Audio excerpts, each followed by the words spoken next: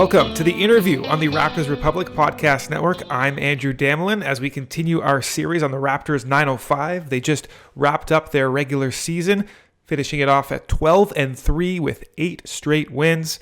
And we have two really good friends in today's episode. It's power forward Henry Ellenson, the leader in scoring for the 905, and point guard Matt Morgan, who after several DNP CDs to start the season has come on as the starting point guard and the closing point guard, and the two have become really good friends. So let's get right to it. First with Henry Ellenson.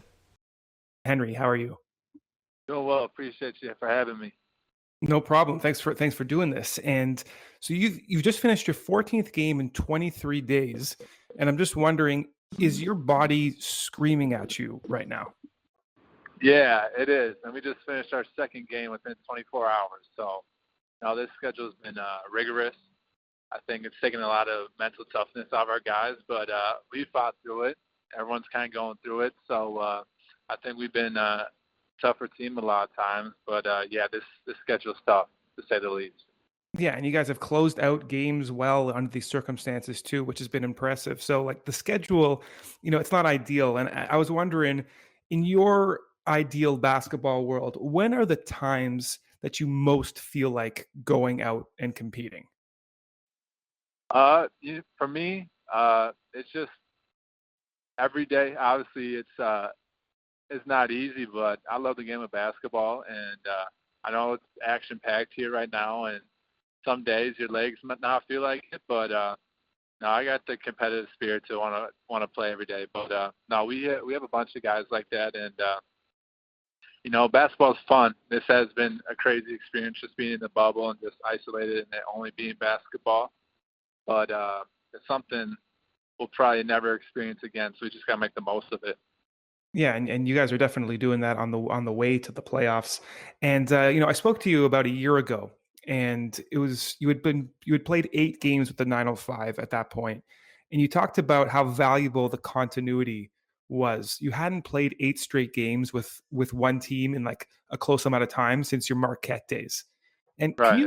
I was wondering, can you explain to me why continuity is so important to you? It's huge. I think as a basketball player, getting the opportunity just to play and knowing that you're going to play is huge. It really makes you feel good about your game. You know that you have a chance to always bounce back, and like being here in the bubble, just knowing that we got 15 games in a month, and that it's only a short time, so you can go hard and push for it. And no, it's huge though, because you get a lot of rhythm going. It's just you're not just thrown out onto the court and no rhythm and trying to figure out how to play. Like play all these games in a row. It really gets you in a good rhythm, gets you feeling confident. So no, it's been fun. I've just been having fun playing again, especially now in my 5th year. First couple of years as a professional, I didn't play so much, and so now having a chance to just show people what I can do on the court, it's everything. And you're talking about rhythm, and you've developed something especially with one fellow returnee on the Raptors 905. It's been so nice to watch with Matt Morgan.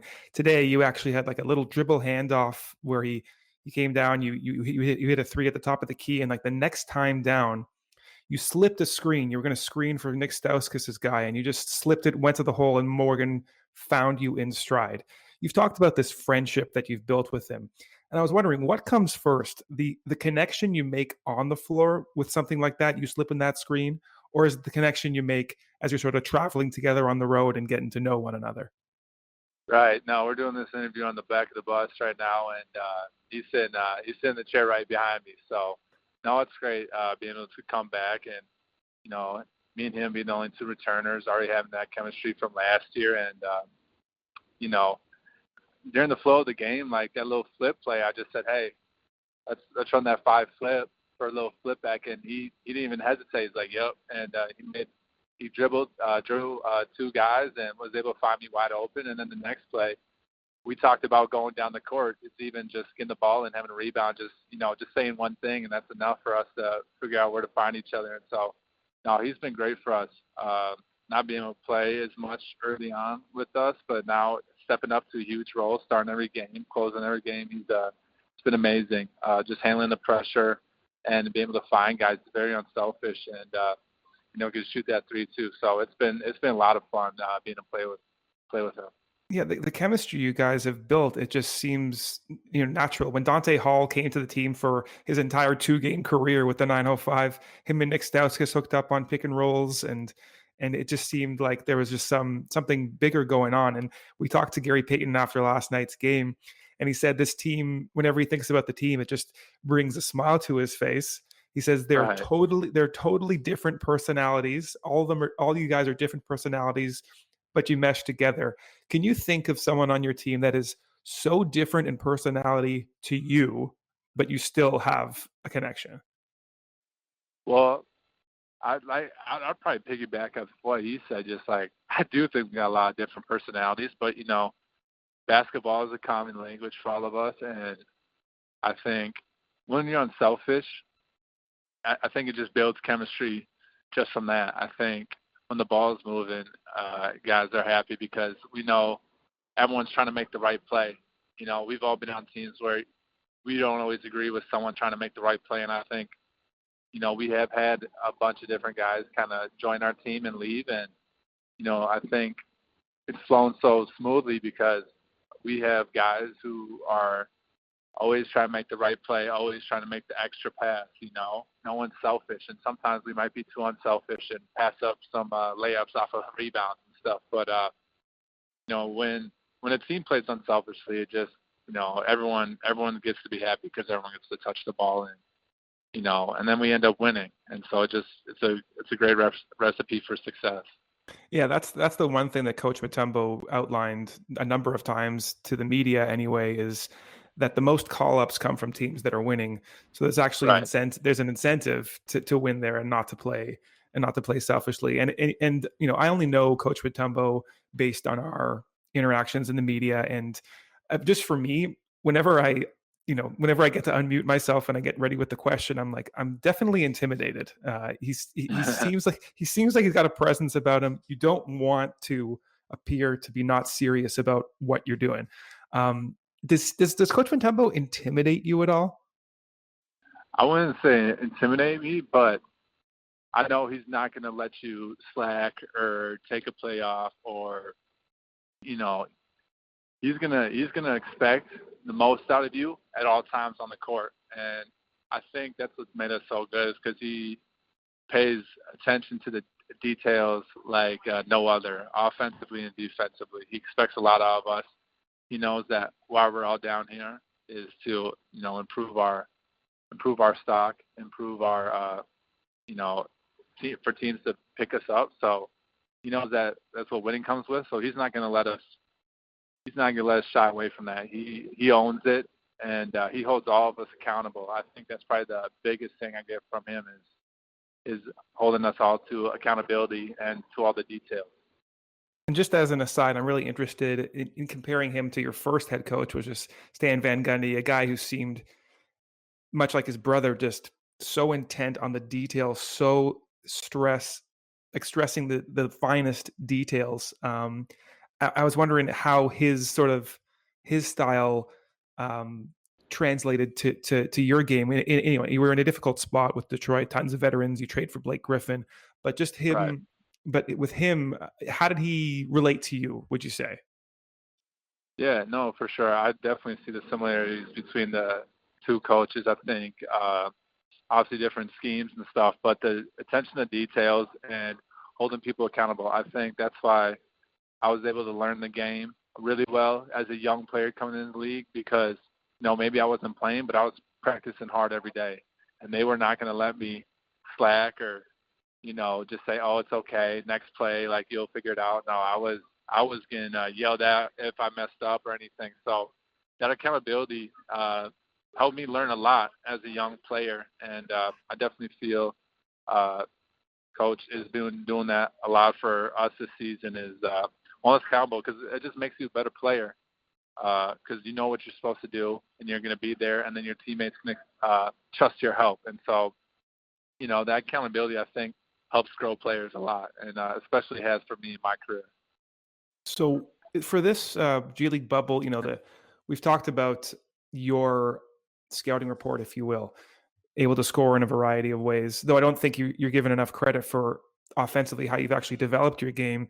You had this Euro step a couple games ago that I hadn't seen in the prior year. I remember that last year I asked you about it, and basically you would only finish on the right side of the hoop, even if you were to drive left. So I was wondering, even though it seems to be a given that you have this offensive game, you need to work on your defense in the off season. With this podcast, we like to get nerdy with the detail. Like, what did you work on specifically with your offensive game to come into this bubble situation and to lead the team in scoring? Well, for me, I think it was my mindset in the off season was like, how can I become, I shot the ball well last year, but how can I become an elite shooter? And that was just like in my mind, like, how can I be more consistent? How can I, hit more shots? So I focused a lot on shooting just because I know at my position, being 6'10", that's how I can help teams win. But my whole career, I've never, just because I was tall, I never shied away from putting the ball on the floor and be able to create plays for others, get myself to the basket. So that's always been in my off-season workouts. And, I live in the gym. That's something like it's just what I do. I love basketball. I love working out, on the court or in the weight room. Like I know it's an honor to be a basketball player and make a career out of it. And so, I just spend a ton of hours in the gym just working on skill, being a versatile player, and that's always been my mindset. But shooting was huge, and being able to play low and quick off the rip through was a big mindset of mine this summer too. But always just trying to be better.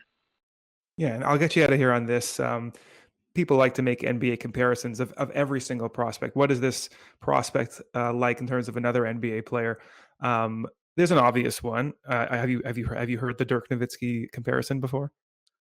Yeah, I have. Especially when I was first coming to league. I was getting that out of college and high school and stuff. And so, anytime you can kind of be slotted against that guy, it's an honor. And for me, being able to be a versatile player for a team, that's how I think I can help people win. Be able to stretch out floor. And you see as playoffs come around. We all watched it last year in the bubble where teams needed guys to be able to stretch the floor out and hit shots consistently for teams to win. And so I think that's something I'm really proud of myself. I've been doing here is playing consistently every night, being able to hit a bunch of shots. So I'm going to keep continuing to do that and just not only prove to other people, just prove to myself, though, because I put a lot of work in this off season, and this bubble's been good for myself, but also the team.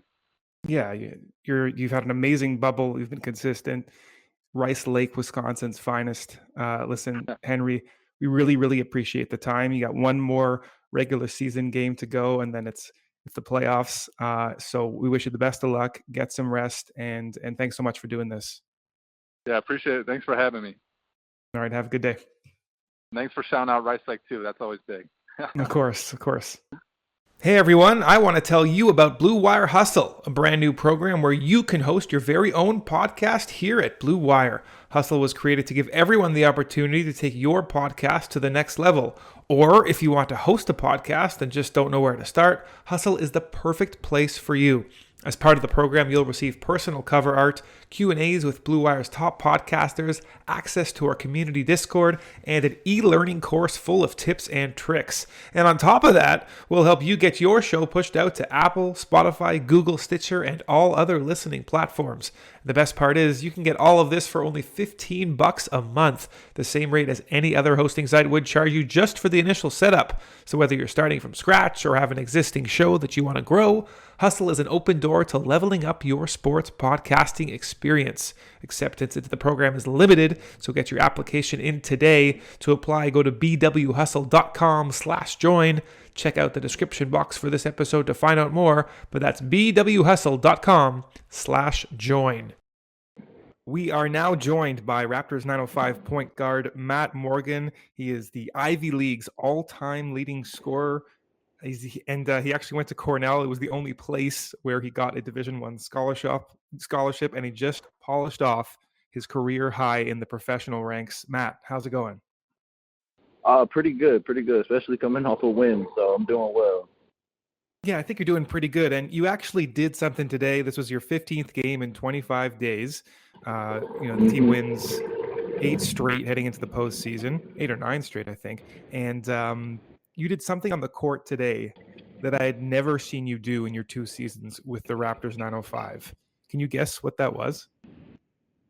Um, Probably take a charge if I had to take a guess. Well, that might be true, but the answer is actually smile. I hadn't seen you smile on the court. I've seen you smile plenty off the court at the practice court, but after playing so many games and in so few days, there was a smile on your face. How have you been able to find joy in what looks like from the outside to be such a stressful situation? I mean, at the end of the day, it's basketball. And, we're doing something that we really enjoy doing. And I mean, it's always way better when you're getting wins and doing it with people that you enjoy around. So I think games in 25 days is definitely a relief now that that's over and we can kind of lock in on the postseason. But I mean, I just enjoy playing basketball, man. I'm young. We're winning, so right now there's nothing not to be happy about. That's awesome to hear. Yeah, you got the playoffs coming up on Monday, and a big storyline heading into it is your budding relationship and friendship with Henry Ellenson. I talked to Henry yesterday, actually, and in your game, 2 days ago, you had a couple of plays in the second quarter with Henry. You did like this little dribble handoff where he made a 3 at the top of the key, and maybe 2. Oh, go ahead. No, you want to talk about that one? You can go ahead with this one. Then I'll give you the next one afterwards. Go ahead.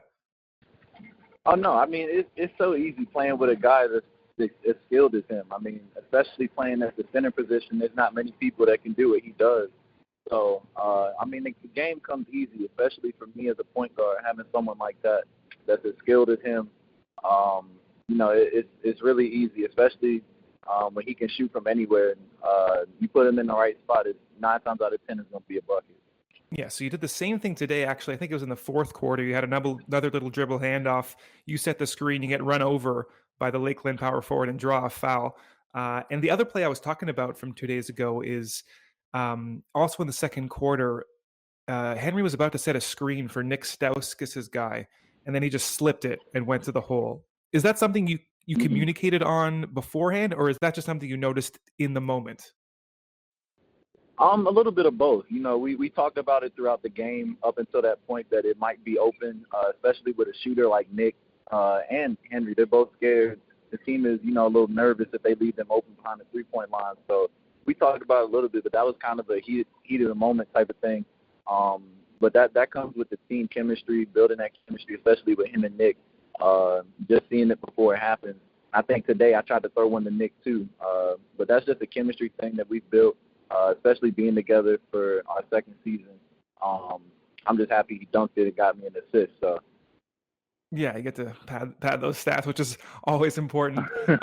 If you talk about the chemistry that everybody has, in a 1 month long season, you guys have barely been together, and there's something there, obviously. And Gary Payton, a few days ago, he said, whenever he thinks about this team, he just smiles because everyone is a different personality, and yet everyone meshes. And I was wondering, is there someone on your team that is so different in personality from you that you never would have thought you'd have had this type of chemistry, but somehow you've managed to do it? I mean, if I'm being honest, it's either Henry or Nick. I mean, we're kind of similar in the fact that, we're professional basketball players, we're shooters.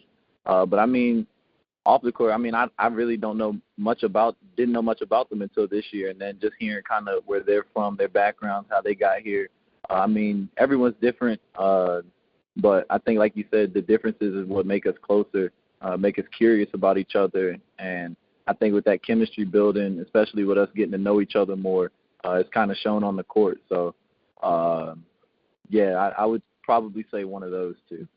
And speaking of different personalities appearing to get the best out of you, I was wondering, you and Henry are the only people to play not only from last year, but for Jama and now for Patrick Mutombo. I was wondering, they seem really different, at least from 1,000 miles away like I am.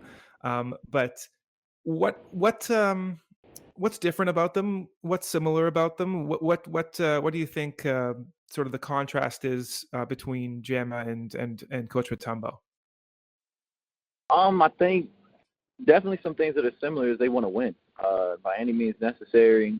They just want to win. I think that's kind of an organizational thing that they've brought to 905. Just win. At the end of the day, they're very focused on the details, very focused on our defensive principles, playing with pace on offense. But I mean, there are some differences. Like Coach Jama was a lot more positive.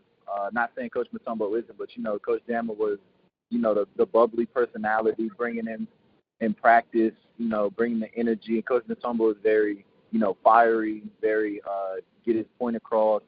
But at the end of the day, they're both amazing coaches. I've enjoyed playing for both of them. And at the end of the day, they just want to win. It doesn't matter how we do it. I mean, they would love to play a perfect game, but obviously that's not going to happen most of the time. So, I mean, they bring intensity, they focus on the details, and they just want to win.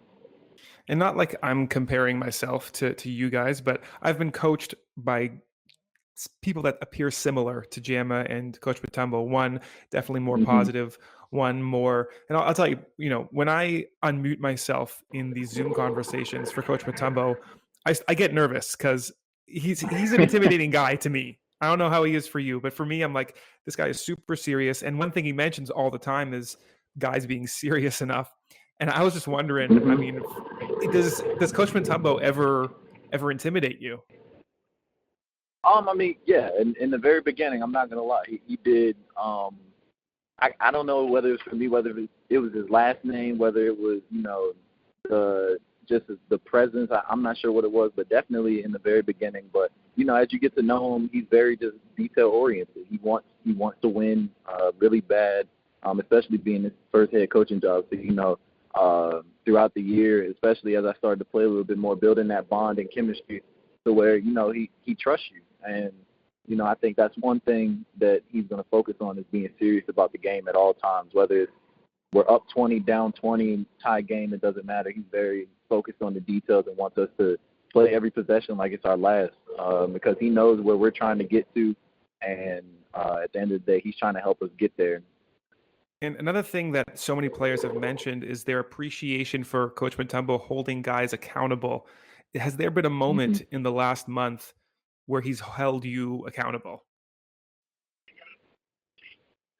Yeah, he's definitely held me accountable on multiple occasions, whether it's a turnover, not rotating on defense. I think the game before I fouled out, we were watching film, and, he got on me because I wasn't rotating and, taking a foul, giving them easy layups. So he's definitely held me accountable in that aspect. But also on the offensive side, being the point guard, being the vocal leader, and putting guys into the right position. So, you gotta really pay attention and focus on the details, especially with a coach like this, because if you don't and you slip up once, he's definitely going to point it out and let you know about it. Yeah, but at the end of the day, he wants to win, and I enjoy playing with him, or playing for him, not with him. Yeah, and you talk about being detail-oriented, and I interviewed you last year, and there was a question I asked that I was annoyed I didn't follow up on. So a year later, I have a chance to follow up on it. I just asked you about who you kind of like to model your game after. Was it J.J. Redick? And you said, well, he was pretty good. I know I'm from North Carolina, but Steph Curry was my idol. And just from a technical perspective, and I'll get you out here on this one, just from a technical perspective, the amount of preparation Steph Curry does, the pregame warm-up, he's the only person that you want to watch his pregame warm-up. What kind of technical stuff do you take after from him that you aspire to when you watch Steph Curry warm up and when he plays? I think with him, it's just his approach. Every game, you never know if he's going to hit 15 threes or he's going to have 20 assists. So I think his focus and how much he loves the game, he enjoys playing. I think you can see that, especially when he's on the court. He just enjoys being out there. And I think that's one thing that I try to do, is just enjoy the moment. He's really focused on the moment, not focused on the future or the past. It's always what's coming up for him. And I mean, it doesn't hurt that, he can catch fire at any moment. So it's someone that I've always looked up to, but his personality and, you know, how he approaches the game is definitely something that I try to, you know, mimic. Well, that's one thing you got to do more. You got to smile more. That Steph Curry is definitely someone who smiles more on the court. And I definitely know you enjoy what you do, but that's something that we'll be looking for. I'm not sure about in the playoffs coming up, but you know, as your career rolls on, wherever it takes you, hopefully you continue to express that joy on and off the court. Listen, Matt, we really, really appreciate the time you've given us. It's been a hectic schedule. You got a couple days to get ready for the playoffs, your first playoff since the NCAA tournament for Cornell. So get some rest, and we really, really appreciate the time. Thank you. I appreciate you having me.